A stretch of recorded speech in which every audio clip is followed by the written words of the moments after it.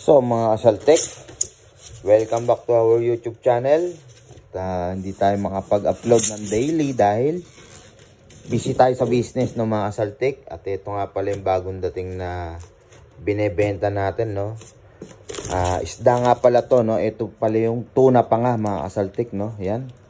Sa isang pack meron siyang 4 na piraso. At sa isang styro na ganito, meron siyang 10 pack, no, 10 balot na merong 40 pieces. So sa isang pack, 4 na piraso, di ba? So yan mga Asaltek, at pasensya na, no.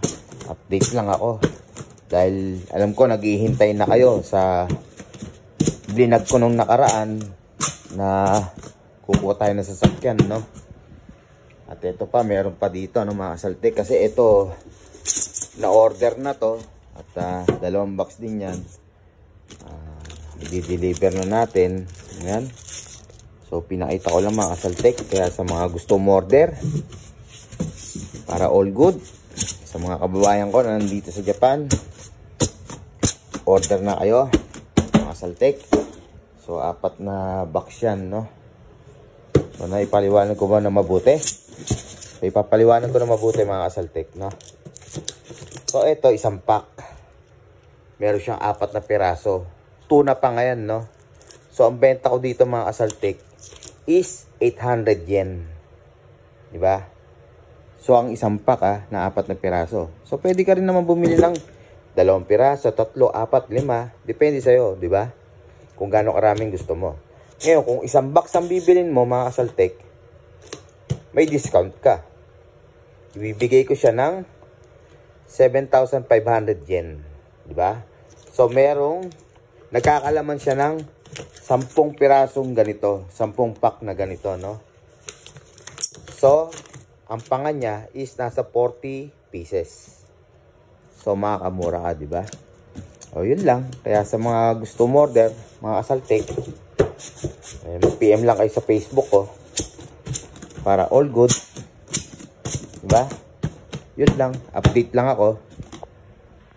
Yung sasakyan natin, mga Asaltek na bago, wala pa. May re-release pa lang, no? So, pasensya na kayo sa itsura ko. Ganyan talaga itsura ko ngayon. Na mukhang napabayaan ko na yung sarili ko. Diba? Pero anyway, malapit na, no? I-update ko kayo sa sasakyan, no? Kapag nakuha natin yun, mga Asaltek, ibablog ko kagad yun. At pasensya na kayo kung hindi tayo nakapag daily vlog. Sorry, dahil busy tayo, no? At huwag nyo na rin pasinin yung itsura ko. Ganyan talaga. Kapag pamilyado na, hindi na natin kailangan magpapogi, tapos na tayo dyan. Okay? Hindi na rin natin kailangan pumorma, tapos na tayo dyan. Ang kailangan ko ngayon, pagkakakitaan, kung ano man yung pwede natin pagkakitaan, di ba? So, tapos na ako dyan. Ulitin ko, okay? Ang pasensya na kayo sa buko, makapal, mahaba na ulit. So, hanggang dito lang, no, mga Asaltek. Nag-update lang ako sa inyo. Sa mga gustong order, okay?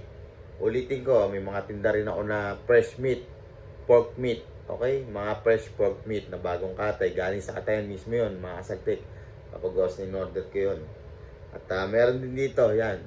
Yung bago natin, no, na dinagdag ko sa paninda natin na tuna pa nga. Okay? Malaman at malaki. So, try nyo rin para all goods. Hanggang dito na lang. Until next time mga Asaltek. Stay safe and God bless. Peace out. Yeah.